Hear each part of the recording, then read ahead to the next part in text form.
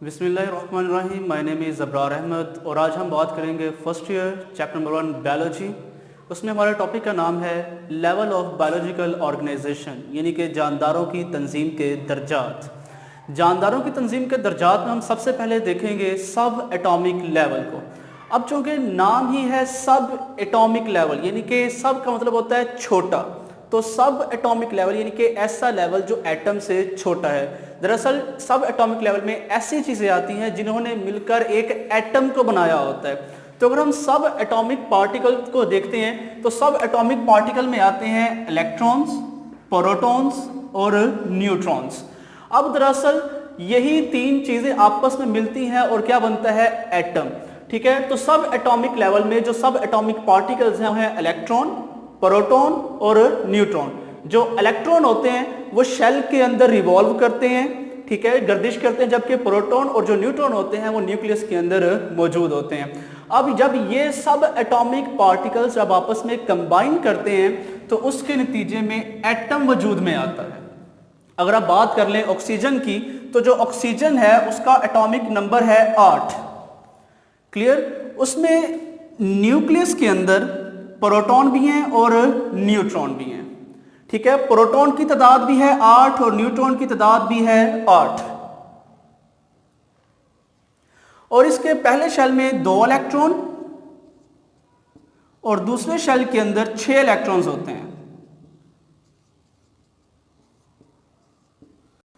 अब electron, proton और neutron जब ये तीनों चीजें आपस में कंबाइन करती हैं तो तब एक क्या बनता है, एटम। क्लियर? यानी कि जब सब एटॉमिक पार्टिकल्स आपस में कंबाइन करते हैं तो उसके नतीजे में एटॉमिक लेवल बनता है, यानी कि एटम बनता है। और फितरत के अंदर टोटल जो एलिमेंट होते हैं वो होते हैं 92। एक एलिमेंट के अंदर जितने भी एटम होते हैं वो एक जैसे होते हैं। एलिमेंट्स आपस में मुख्तलिफ होते हैं जबकि जो एलिमेंट्स हैं उनके अंदर एटम एक ही तरह के होते हैं। तो जो फितरत के अंदर यानी कि कुदरती नेचुरली अकरिंग जो एलिमेंट्स हैं वो कितने हैं, 92 यानी कि 92। अब इन 92 में से जो 16 है, 16, उनको बायो एलिमेंट्स कहा जाता है। अब इन 16 को बायो एलिमेंट्स क्यों कहा जाता है? इन 16 एलिमेंट्स को बायो एलिमेंट्स इस वजह से कहा जाता है क्योंकि जानदारों के अजसाम बनाते हैं। 16 out of 92 are called bioelements because they take part in the formation of a living body। ठीक है, या लिविंग मैस आप कह सकते हैं। यानी कि 92 में से जो 16 हैं उनको बायो एलिमेंट्स कहा जाता है क्योंकि ये जानदारों के अजसाम बनाने में हिस्सा लेते हैं।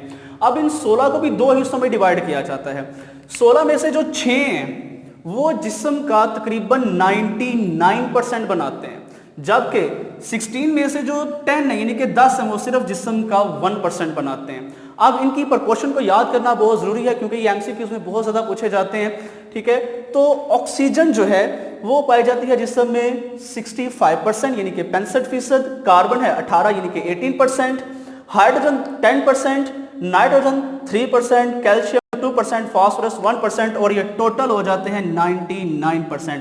यानी कि ये जो 6 हैं, oxygen, carbon, hydrogen, nitrogen, calcium and phosphorus, ये जो 6 बायो एलिमेंट्स हैं ये आपस मिलकर जिस्म का 99% बनाते हैं, जबकि जो 10 हैं वो जिस्म का सिर्फ 1% बनाते हैं। उनमें क्या है, जो पोटाशियम है उसकी जो प्रोपोर्शन है वो 0.35%, जो सल्फर है वो 0.25%, जो क्लोरीन है वो 0.15%, सोडियम 0.15%, मैग्नीशियम 0.05%, आयरन जो है वो 0.004%, जो कॉपर है, मैंगनीज है, जिंक है और आयोडीन है, इनकी क्वांटिटीज जो हैं वो ट्रेसेस होती हैं, इनकी इंतहाई कली जिसको हम मैयर नहीं कर सकते, इंतहाई कम शाज़ो नाज़र जिसे आप नायाब कहते हैं, बहुत कम चीज़ों यानी कि रेशो के अंदर ये बॉडी में पाए जाते हैं।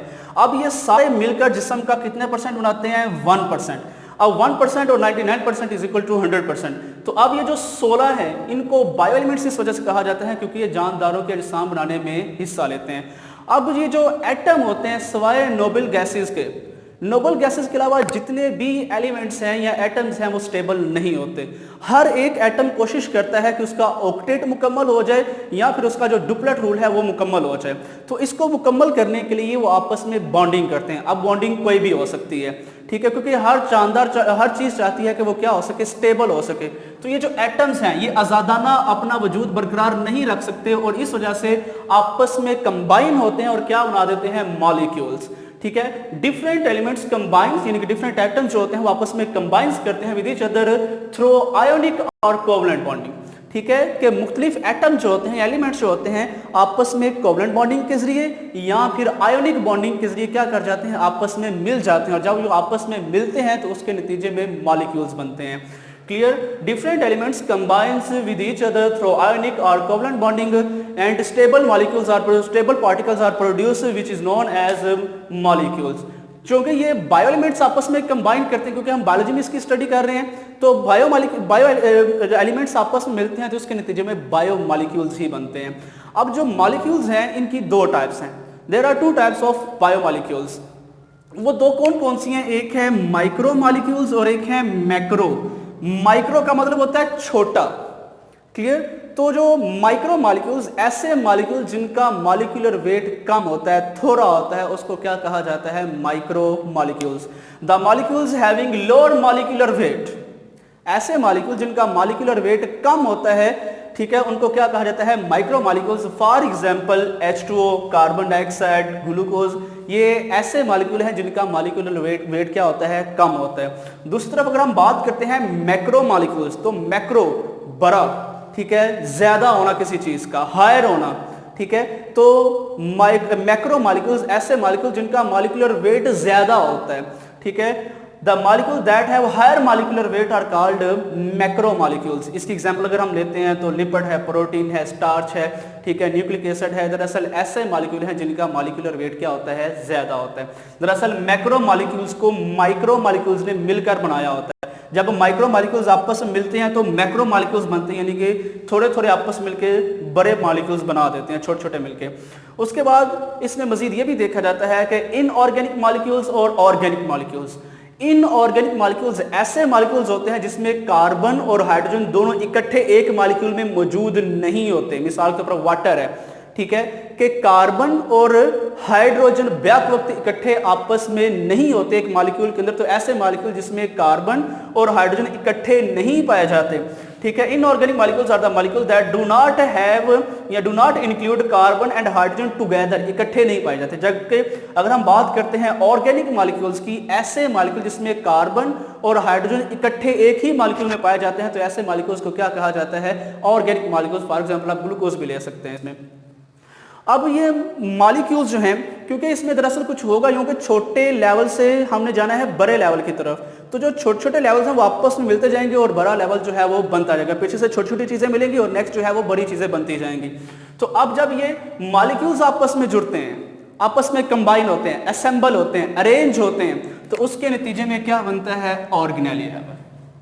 जिस तरह के सब एटॉमिक पार्टिकल मिले, एटम बन गया। जब एटम्स आपस में मिले तो मॉलिक्यूल्स बन गए। जब मॉलिक्यूल्स आपस में मिले तो क्या बन गया, ऑर्गेनेलिज, ठीक है। मैक्रो और माइक्रो मॉलिक्यूल्स आपस में कंबाइन करते हैं, अरेंज होते हैं स्पेसिफिक तरीके से और क्या बना देते हैं, ऑर्गेनेलिज बना देते हैं। जो ऑर्गेनेलिज होते हैं वो सब सेलुलर पार्टिकल्स होते हैं, क्लियर। सेलुलर से यानी सेल, सब सेलुलर यानी कि सेल से छोटा। तो दरअसल जब माइक्रो और मैक्रो मॉलिक्यूल्स आपस में कंबाइन करते हैं तो उसके नतीजे में सब सेलुलर पार्टिकल्स बनते हैं, जिसको क्या कहा जाता है, ऑर्गेनेलिज कहा जाता है। Different micro and macro molecules arrange themselves to form the organelles, ठीक है। और ये दरअसल क्या होती हैं, सब सेलुलर पार्टिकल्स होते हैं। अगर हम इसकी एग्जांपल को देखते हैं तो माइटोकॉन्ड्रिया है, राइबोसोम्स है, न्यूक्लियस है, गोल्गी अपरेटस, एंडोप्लाज्मिक रेटिकुलम है। ये सारी क्या है, एग्जांपल्स हैं ऑर्गेनेलिज की। और हर ऑर्गेनेली जो है वो अपना स्पेसिफिक काम सर अंजाम देते हैं। जिस तरह के अगर हम बात करते हैं माइटोकॉन्ड्रिया की, तो माइटोकॉन्ड्रिया एक ऐसा ऑर्गेनेली है, अगर हम माइटोकॉन्ड्रिया की डायग्राम को ड्रा कर लें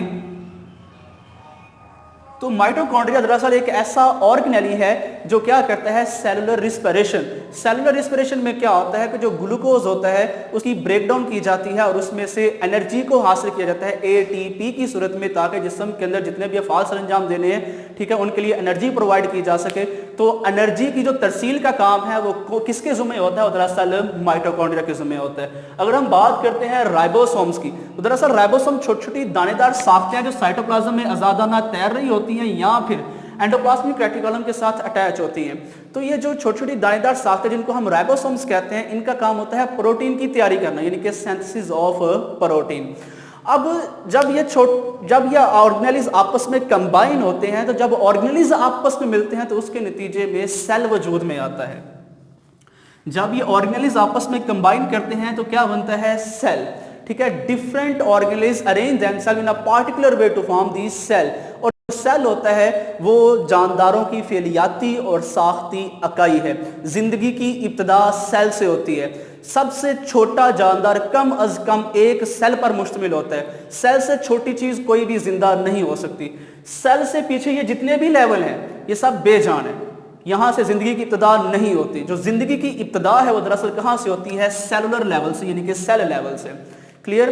तो सेल के अंदर जितने भी ऑर्गेनेल्स पाए जाते हैं सब अपना अपना काम मखसूस तरीके से सरंजाम देते हैं, यानी कि डिवीजन ऑफ लेबर जो है वो सेल से शुरू हो जाती है। सेल के अंदर हर ऑर्गेनेल अपना मखसूस काम करता है और वो सब ऑर्गेनेल्स का काम इकट्ठा होकर एक सेल का काम बन जाता है। और जो सेल है दरअसल दो तरह के सेल्स होते हैं, एक होते हैं प्रोकैरियोटिक और एक होता है यूकैरियोटिक। जो प्रोकैरियोटिक होते हैं दरअसल ऐसे सेल्स होते हैं जिनके अंदर वाज़ेह न्यूक्लियस नहीं पाया जाता।